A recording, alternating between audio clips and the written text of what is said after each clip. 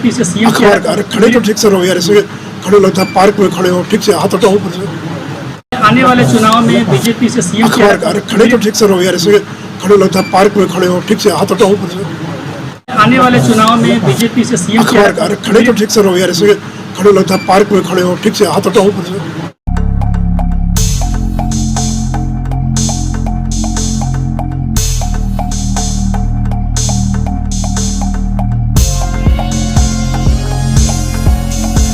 उत्तर बिहार का सबसे बड़ा और सबसे पुराना इलेक्ट्रॉनिक स्टोर सिनेसेंस में अपनी पसंद के कोई भी सामान घर ले जाए मात्र 999 के मासिक ब्याज मुक्त किस्त पर। त्योहार और लगन के अवसर पर बम्पर ऑफर का लाभ उठाए। 50% का डिस्काउंट के साथ कैशबैक और निश्चित उपहार अब आपको मिलेंगे एक ही छत के नीचे। सभी ब्रांडेड इलेक्ट्रॉनिक्स का भरपूर range, LG, Samsung, Sony, Whirlpool, Godrej, BPL, Bosch, Kent के सभी सामान, इसके साथ ही मोबाइल, लैपटॉप, अलमीरा और वुडन फर्नीचर के सभी रेंज उपलब्ध है। पता है सिनेसेंस बुंदिया रोड, पुराना किला मोड़। संपर्क करें 06154 796734 पर। LG best shop Jimmy sales में पूजा एवं लगन ऑफर में पहली बार 50% तक की छूट के साथ और भी आकर्षक ऑफर में 7,000 तक की छूट, 1 साल की product insurance, first EMI free, 2 से 4 साल की अतिरिक्त वारंटी और भी बहुत सारे निश्चित उपहार। LG शोरूम के ठीक ऊपर नीलकमल फर्नीचर शोरूम लेकर आया उपहार ही उपहार के साथ महा छूट मेला। शुभ लगन पैकेज के साथ साथ और भी बहुत कुछ, तो देर क्यों, जल्द ही संपर्क करें। Jimmy sales LG best shop के ऊपर, पुराना किला मोड़, station road. Bharatiya Janata party अल्पसंख्यक मोर्चा के 2 दिवसीय कार्यक्रम के समापन में पूर्व उप मुख्यमंत्री सुशील मोदी सिवान पहुंचे। प्रेस कॉन्फ्रेंस में पूर्व उप मुख्यमंत्री सुशील मोदी ने महागठबंधन की सरकार पर जमकर निशाना साधा। इस दौरान सुशील कुमार मोदी पत्रकारों के सवालों से बौखलाए हुए भी दिखाई दिए, जिसके बाद उन्होंने सवाल करने वाले सभी पत्रकारों से उसका नाम और चैनल का नाम पूछकर जवाब दिया। वहीं सवाल पूछ रहे एक पत्रकार को तो सही तरीके से खड़े रहने की नसीहत देते हुए कहा कि पार्क में खड़े हुए हैं क्या। अभी पत्रकार सवाल ही कर रहे थे, तभी कॉलर से माइक निकालकर उड़कर चलते बने। कहा जा रहा है कि मनपसंद सवाल नहीं मिलने पर मीडिया पर गुस्सा जाहिर कर दिया। वहीं प्रेस वार्ता के दौरान उन्होंने बताया कि महागठबंधन बनने के बाद महागठबंधन की तरफ से यह दावा किया जाता है कि 75% जो वोटर हैं वो महागठबंधन के साथ हैं और भाजपा के पास केवल 25% वोटर हैं। लेकिन हाल ही में जो मोकामा में उपचुनाव हुआ, उस मोकामा के चुनाव ने यह बता दिया कि बिहार में महागठबंधन फ्लॉप कर गया और नीतीश कुमार के वोट ट्रांसफर करने की जो क्षमता थी वो खत्म हो गई। धीरे धीरे नीतीश कुमार अलोकप्रिय होते जा रहे हैं और उनका जनाधार दिन प्रतिदिन घटता जा रहा है। इसके साथ ही 2020 में हुए चुनाव पर चर्चा करते हुए उन्होंने कहा कि मोकामा में एनडीए को 35,000 मत से हार का सामना करना पड़ा था, लेकिन इस बार 7 दलों के गठबंधन के बावजूद हमारे हार का जो अंतर है वो 16,000 वोट तक रह गया। गोपालगंज उपचुनाव में सारा विपक्ष एकजुट था, उसके बावजूद भी हम चुनाव जीतने में सफल रहे हैं। उन्होंने कहा कि हम लोगों को जितना वोट पिछली बार आया था लगभग उतना ही वोट इस बार भी आया है। इस मौके पर विधायक व्यास सिंह, पूर्व MLC मनोज सिंह, जिला अध्यक्ष संजय पांडे, पूर्व सांसद ओम प्रकाश यादव, पूर्व जिला अध्यक्ष मन्नू सिंह, धनंजय सिंह, राहुल तिवारी, कमलेश चौबे, प्रदीप कुमार और सुधीर जायसवाल उपस्थित रहे। महागठबंधन की ओर से ये दावा किया जाता है कि महागठबंधन बनने के बाद 75% जो वोटर है वो महागठबंधन के साथ है और केवल बीजेपी के साथ केवल 25% मतदाता है। लेकिन हाल में जो मोकामा का चुनाव हुआ, उस मोकामा के चुनाव ने बता दिया कि बिहार में महागठबंधन फ्लॉप कर गया। महागठबंधन की साख खत्म हो गई और नीतीश कुमार के वोट ट्रांसफर करने की जो क्षमता थी वो खत्म हो गई।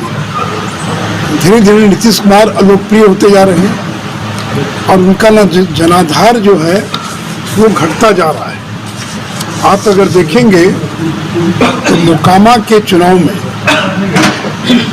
जहां 2020 में एनडीए की हार 35,000 मतों से हुई थी, उसमें जनता दल का उम्मीदवार खड़ा था मोकामा में, तो 35,000 वोट सब लोग हारे थे।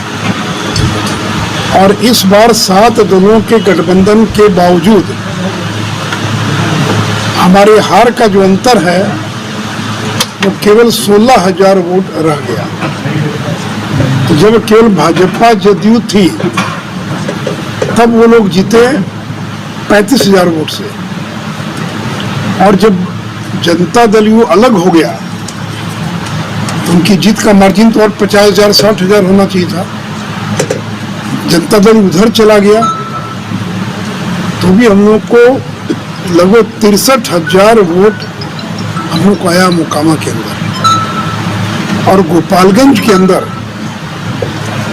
सारा विपक्ष एकजुट था, उसके बावजूद हम चुनाव जीतने में सफल रहे। हमको पिछली बार जितना वोट आया था लगभग उतना ही वोट इस बार भी हम लोग को आया। साथ ही साथ ये बार बार उदाहरण देते हैं 2015 का, कि 2015 में जब बिहार में महागठबंधन था, जब जनता दल यू आरजेडी कांग्रेस मिलकर चुनाव लड़ी तो प्रचंड बहुमत से चुनाव जीते। लेकिन ये 2015 की बात है। 7 साल के अंदर नरेंद्र मोदी की सरकार ने जो बिहार में काम किया है, क्योंकि 2014 में तो नरेंद्र मोदी प्रधानमंत्री बने थे और 1 साल के बाद ही चुनाव हो गया 2015 में। लेकिन इस 7 वर्षों के अंदर बिहार में केंद्र की सरकार के द्वारा 32 लाख गरीबों के मकान बने, 1,20,00,000 गरीबों के घर में केंद्र के द्वारा शौचालय बनाए गए, 85 लाख गरीब औरतों को उज्ज्वला के तहत मुफ्त में गैस सिलेंडर मिला है, 75 लाख से ज्यादा आयुष्मान कार्ड बना है, 85 लाख किसानों को किसान सम्मान निधि के तहत करीब 17,000 करोड़ रुपया उनके खाते में दिया जा चुका है। आपको पता है कि 6,000 रुपया साल भी दिया जाता है। तो 85 लाख किसान इंडिविजुअल व्यक्ति, उनके खाते में 17,000 करोड़ अभी तक केंद्र की सरकार के द्वारा मदद पहुंचाई जा चुकी है। और सबसे बड़ी बात की करीब 8,70,00,000 जो गरीब हैं, उनको पिछले 2 साल से मुफ्त में 5 किलो अनाज मिल रहा है। तो बिहार की आबादी करीब 12 करोड़ होगी, उसमें से 8,70,00,000 गरीबों को मुफ्त अनाज मिल रहा है। तो नरेंद्र मोदी की छवि लगातार बढ़ती जा रही है, लोकप्रिय होते जा रहे हैं। नीतीश कुमार की लोकप्रियता घट रही है और इसलिए महागठबंधन जो है, इस चुनाव में उसकी परीक्षा हो गई। उसको तो 1 लाख से ज्यादा वोट आना चाहिए था, 7 दल मिल गए, नीतीश कुमार भी चले गए, फिर भी उनका वोट जो है वो बढ़ नहीं पाया। और बीजेपी ने अपने वोट को बढ़ाने का काम किया। और अब बिहार के अंदर उपचुनाव है, कुर्दी का उपचुनाव है। आज कल में हमारे उम्मीदवार की घोषणा हो जाएगी और हम लोग को पूरा भरोसा है कि कुर्दी का चुनाव हम लोग भारी मतों से जीतने का काम करेंगे। और देखिए, जो मोकामा की जो जीत है तो कोई नीतीश कुमार तेजस्वी यादव की जीत नहीं है। खुद ललन सिंह के लोग कहते हैं ये जीत तो अनंत सिंह की जीत है। अनंत सिंह किसी पार्टी से चुनाव लड़ते रहे, जब जनता दल से लड़े, निर्दलीय लड़े, आरजेडी से लड़े, जीत हमेशा होती रही अनंत सिंह की। और बीजेपी तो 23 साल के बाद पहली बार वहां चुनाव लड़ी। और जो नीतीश कुमार का आधार वोट है, लव कुश, कुर्मी, कोयरी, अति पिछड़ा, यह वोट पूरी तरह से बीजेपी की तरफ खिसक चुका है। अब उनके पास कोई वोट नहीं बचा है। और राजद को भी मालूम है कि नीतीश कुमार में न तो उनके पास ना कोई वोट बचा है और न ही वह वोट को ट्रांसफर रखने की क्षमता रखते हैं। इसलिए देखिए, 2024 में जो लोकसभा का चुनाव होगा वो नरेंद्र मोदी के नाम पर होगा। और नरेंद्र मोदी जब खुद चुनाव लड़ते हैं उनको जब प्रधानमंत्री बनने की बात आती है तो राजद के भी वोट में सेंध लग जाती है और जदयू का वोट तो पूरी तरह से खिसक जाता है। इसलिए ये लोग गलतफहमी में है कि महागठबंधन बन गया तो बीजेपी को पराजित कर देंगे। तो आपने देखा कि महागठबंधन के बावजूद बीजेपी ने इतना बढ़िया प्रदर्शन किया है और 2024 के लोकसभा चुनाव में भी हम बिहार के अंदर प्रचंड बहुमत से चुनाव जीतकर केंद्र में नरेंद्र मोदी की सरकार बनाएंगे। मुख्यमंत्री ऐसा नहीं लग रहा होगा बिहार में। एक नाम पहले बताइए किस है? निरंजन कुमार कशिश नहीं। किस है? सर ऐसा नहीं लग रहा है गोपालगंज का जो चुनाव हुआ है वो आरजेडी अगर किसी विशेष की बात करें, किसी विशेष व्यक्ति की बात करें, यानी मोहम्मद शहाबुद्दीन साहब के परिवार की बात करें, उपेक्षा किया है तो वहाँ पे उसकी हार भी है। ऐसा है ना, लोकतंत्र में तो उम्मीदवार तो खड़ा होगा। आप खड़ा होने से किसी को रोक नहीं सकते हैं ना, कि कोई नहीं खड़ा होगा पहले बीजेपी जेडीयू रहेगी, ऐसा तो होता नहीं है।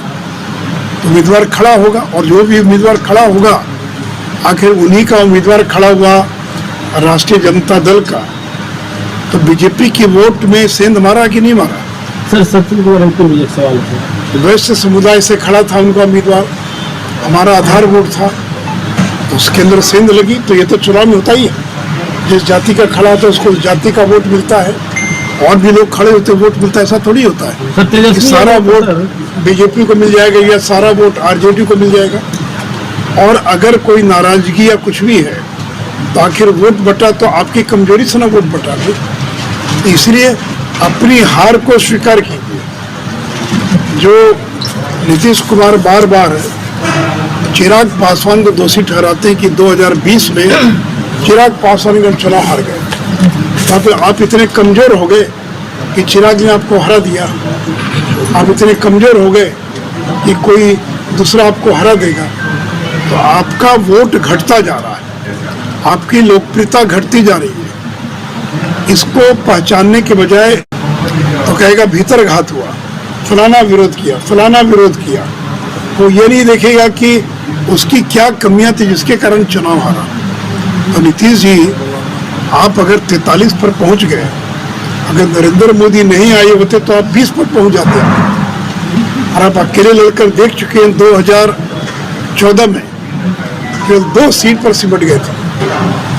आज तो नरेंद्र मोदी अपनी ऊंचाइयों पर है, तो इसलिए आप नरेंद्र मोदी का मुकाबला नहीं कर पाएंगे। और देखिए, जो विपक्षी एकता की मुहिम थी वो भी टाइम फेस हो गई। पिछले 1.5 महीने से न तो नीतीश कुमार दिल्ली गए, न उनकी किसी राष्ट्रीय नेता से मुलाकात हुई, तो क्या हुआ विपक्ष की एकता का? करते हुए कि विपक्षी दलों को एक करेंगे, तो पूरा फेल कर गया, टाइम फेस हो गया। अरविंद केजरीवाल से मिलने गए थे ना, सोनिया गांधी से मिलने गए थे ना। गुजरात और हिमाचल दोनों राज्यों में अरविंद केजरीवाल और कांग्रेस एक दूसरे के खिलाफ चुनाव लड़ रहे हैं, क्यों नहीं आप एक कर पाए उनको? तो इसलिए इनकी जो मुहिम है यह पहले ही फेल कर गई और कोई इनको प्रधानमंत्री का उम्मीदवार स्वीकार करने के लिए तैयार नहीं है। सर तेजस्वी यादव ने कहा है कि गोपालगंज का जो उपचुनाव हुआ है उसमें बीजेपी का जो मुख्य वोट था वैश्य वो कटा है और इसका असर आने वाले चुनाव में पड़ेगा 2024 तो स्वीकार कर ही रहे, तो उसका असर आपको अरे भाई तो भाई जात का उम्मीदवार जात को वोट देता है ना, भाई जात का वैश्य खड़ा हो गया तो कुछ वैश्य वोट मिल गया, उसके असर पड़ेगा। सुनो ना पूरी बात, उसके बाद भी तो हमको इतना वोट आ गया, ये वोट कहाँ से आया? तो तुम्हारा वोट घटकर 50,000 पर रुक जाना चाहिए, 60,000 पर रुक जाना चाहिए। तो किसी भी जाति का जब उम्मीदवार खड़ा होता है तो उस जाति के लोगों को वोट देने की एक स्वभाव रहता है। लेकिन अब वो यहाँ पर कुर्दी में काट के दिखा दें, कुर्दी के अंदर बीजेपी का उम्मीदवार जो है उसका उसमें सेंध लगा के दिखा दें। जेडीयू के लोग कह रहे हैं कि एक आदमी एक पूछे सवाल, आप पूछ चुके, और कोई पूछना तो पूछे। बहुत ज्यादा मार्जिन रहा गोपालगंज चुनाव। नाम बताइए सर। बिहार न्यूज एक्सप्रेस से सर। जी। शमशेर अहमद बिहार न्यूज एक्सप्रेस से। जी सर, गोपालगंज में जो चुनाव हुआ उसमें बहुत ज्यादा मार्जिन दे रहा है, जबकि भाजपा लोग कह रहे थे कि 10 से 20,000 का मार्जिन आएगा, 1700 कुछ वोट से ही मार्जिन आया सर। अरे भाई जीत गए ना। और नंबर एक बात कि महागठबंधन तो 7 दलों का महागठबंधन था, उसको तो 1 लाख वोट आना चाहिए, उसको 70,000 वोट क्यों आया? अरे हम तो मेंटेन कर लिए ना, हमको जनता दल यू के जाने के बाद भी और हमारे वैश्य मतदाताओं में थोड़ी सेंध लगने के बाद भी हमने मेंटेन कर लिया।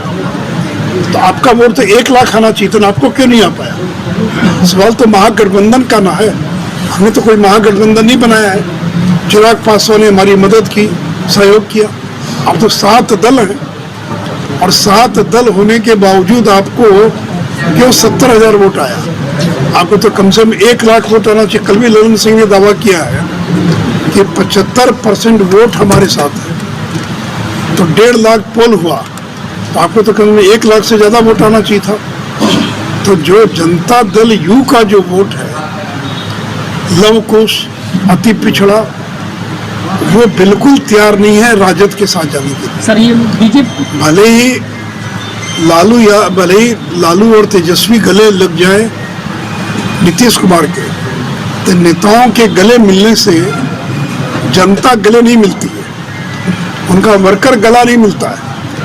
तो भले ही नेता बार बार एक दूसरे का कमर पर हाथ रखकर फोटो खिंचवा ले, गले मिलने, लेकिन जदयू आरजेडी का जो वर्कर है वो गला मिलने के लिए तैयार नहीं आता। कि श्याम बहादुर सिंह यही कहते ना, इस पार्टी में जदयू में है ना, तो गोपालगंज में मदद कर रहे थे और पूरी गोपालगंज की जनता दल की जो इकाई थी, दिन में मंच पर जाते थे तेजस्वी के और रात को लोग पूरी मदद करते थे भारतीय जनता पार्टी को। वो बेमेल गठबंधन है, राजद जदयू का गठबंधन बेमेल गठबंधन है, जिसे पिछले चुनाव में 1.5 साल में फेल कर गया। इसलिए जनता दल यू का जो वर्कर है, कार्यकर्ता है, जो मतदाता है, वो पूरी तरह से भारतीय जनता पार्टी का साथ दिया है और आगे भी हमारा साथ देगा। आने वाले चुनाव में बीजेपी से सीएम अरे खड़े तो ठीक से रहो यार, इसमें खड़े लगता है, पार्क में खड़े हो, ठीक से हाथ हटाओ ऊपर से। आने वाले चुनाव में बीजेपी का चेहरा कौन होगा सीएम पद का? अभी चुनाव हो रहा है, आएगा तब मालूम पड़ेगा आपको। अभी तो 3 साल देर है। अरे अभी तो लोकसभा चुनाव ना होगा पहले। ये कहा जा रहा है कि सुनो यार ना, लोकसभा चुनाव हो रहा है ना, तो लोकसभा ना पहले होगा, तो लोकसभा में चेहरे होंगे नरेंद्र मोदी, और जब जीत जाएंगे लोकसभा तो उसके बाद आएगा तो आपको नाम बता दिया जाएगा। ऑलरेडी तो नीतीश कुमार को सीएम में देंगे, पीएम में देंगे नाम दिया। चलिए आपका सवाल लगता है एग्जॉस्ट करके। सर बात करें कोडने के जो बीते चुनाव की, तो वहाँ पे पिछले चुनाव में बीजेपी और जदयू यार इतना सवाल हो गया यही। हमारे रफी जी, 2 दिवसीय भाजपा अल्पसंख्यक मोर्चा का प्रशिक्षण शिविर चल रहा है और इस कार्यक्रम से क्या उद्देश्य देंगे, क्या मैसेज है लोगों के बीच? देखिए, भारतीय जनता पार्टी अल्पसंख्यक मोर्चा का आज दूसरा दिन है, बैठक की दूसरी दिन है। इसमें हमारे संगठन महामंत्री जो बिहार झारखंड के प्रभारी भी हैं, नागेंद्र भाई जी, वो आ रहे हैं और सुशील कुमार मोदी जी आ रहे हैं, जो हमारे डिप्टी सीएम थे, आ रहे हैं। और वो हमारा ये उपलक्ष्य है कि हम ज़्यादा से ज़्यादा मुसलमानों के बीच भारतीय जनता पार्टी को बातों को रखें और मुसलमानों को ज़्यादा से ज़्यादा जोड़ें। बहुत ही चुनौतीपूर्ण है, जैसे कि अल्पसंख्यक समुदाय पिछले कई वर्षों से भाजपा से कट रही थी, अब भाजपा में लोग अग्रसर हुए आगे बढ़ रहे हैं। खास तरह भी देखा जाए, चुनाव भी करीब था, जो चुनाव जीता गया गोपालगंज से, उसको भी अल्पसंख्यक समुदाय बढ़ चढ़ के हिस्सा है। देखिए, कहीं ना कहीं अल्पसंख्यक को जोड़ने का काम कर रहा है, इसको लेकर क्या करें? माई मतलब मैं होता, तो जब दोनों मिलते हैं तभी उत्थान होता था, लेकिन हम लोगों को करीब करीब इतने दिनों से बेवकूफ़ बनाया जा रहा था। लेकिन मुसलमान अब सजग हो गया है, अपने हक की बात कर रहा है, जो हक देगा उसके साथ मुसलमान जाएगा। भारतीय जनता पार्टी सबका साथ, सबका विकास और सब पर विश्वास के साथ कायम कर रही है, जिसका अंजाम शुरुआत तो हुआ है गोपालगंज से, अंजाम सिवान से शुरू हो जाएगा। 2 दिवसीय ये कार्यक्रम है, किस जिले से लोग? पूरे बिहार के 44 जिला से लोग यहाँ तशरीफ लाए हुए हैं, जिला अध्यक्ष, महामंत्री और समुदाय के लोग। मैं यही कहूँगा कि ज़्यादा से ज़्यादा मुसलमानों को एतमाद जताएं और मुसलमान को भारतीय जनता पार्टी से जोड़ें। मैं कहूँगा कि देश के वज़ीर आज़म जो हमारे नरेंद्र मोदी भाई जी हैं, जो देश में नहीं पूरी दुनिया की इस वक्त लीडर हुए हैं और देश हिंदुस्तान का नाम रोशन किए हैं। हम सब हिंदुस्तानी हैं और भारतीय जनता पार्टी पर विश्वास करके भारतीय जनता पार्टी को वोट दें। ठीक, शिविर भाजपा अल्पसंख्यक मोर्चा का किया जा रहा है, क्या कुछ कहना चाहेंगे? देखिए, सबसे बड़ी चीज़ है कि ये प्रशिक्षण शिविर बहुत ज़रूरी है। इसके थ्रू जो मुसलमानों का लोग इस्तेमाल राजनीतिक रूप में कर रहे हैं, सामाजिक रूप में नहीं कर रहे, राजनीतिक रूप में कर रहे हैं। मुसलमान आज सबका वोट बैंक बन के रखा है। आज देखिए कि हर पार्टी मुसलमान की तलाश कर रही है सिर्फ राजनीतिक उपलक्ष्य के लिए। वोट देने के बाद मुसलमान क्या है, कैसे है, उनकी रोज़मर्रा की ज़रूरत की चीज़ें क्या है, उनको रोज़गार देना है, उनको शिक्षा का स्तर बढ़ाना है, वो सब चीज़ से मुसलमान आज भी आज़ादी के 70-75 साल के बाद भी आज वंचित है। लेकिन इस चीज़ को मैं कहूँ तो माननीय जो प्रधानमंत्री श्री नरेंद्र मोदी जी हैं, इन्होंने एक विकल्प लेके आया जो कि अगर आप पुरानी हिस्ट्री उठा के देखें तो हज़रत मोहम्मद साहब ने सबसे पहले कहा था सबका साथ, सबका विश्वास और सबका विकास। उसके बाद और भी राजा है, मुगल वंश ने भी इस चीज़ को लिया और हज़ारों साल इस कार्यक्रम को कराने का उद्देश्य शासन किया। मैं इस चीज़ को मुकम्मल कर दूं। उसके बाद नरेंद्र मोदी जी ने इसी पैटर्न को लेकर के चलना शुरू किया, सबका साथ, सबका विश्वास, सबका विकास। अंग्रेज़ों ने फूट डालो नीति शासन अपनाई, वही 60 साल हम इस चीज़ को झेले। लेकिन जो विकास का स्तर होना चाहिए, आज देखिए जापान कहाँ पहुँच गया, अमेरिका कहाँ है, हम आज भी अब हिंदू मुस्लिम को लेकर के लड़ रहे हैं। तो ये चीज़ों को लोगों को बताने के लिए इस तरीके के प्रशिक्षण शिविर की ज़रूरत है। इसे और भी मंच होने चाहिए ताकि मुसलमानों को ये जागरूक किया जाए कि सारी राजनीतिक पार्टियां जो है या क्षेत्रीय पार्टियां हैं, ये आपका इस्तेमाल सिर्फ राजनीतिक स्तर पर कर रही हैं, आपके सामाजिक, आपके शिक्षा, आपके रोजगार स्तर पर नहीं कर रही हैं।